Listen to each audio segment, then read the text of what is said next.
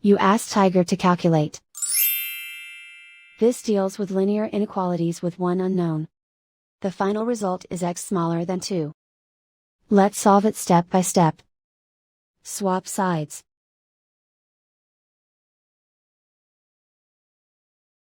Group all constants on the right side of the inequality. Add 6 to both sides.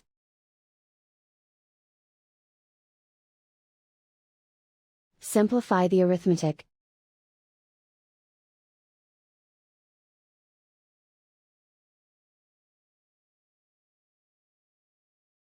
Isolate the x. Divide both sides by 11.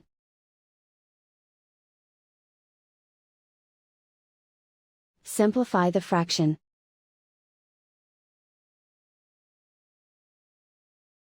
Find the greatest common factor of the numerator and denominator.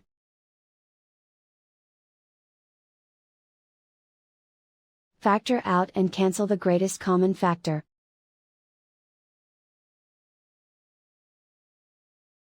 Plot the solution on a coordinate grid. And so the final result is x smaller than 2.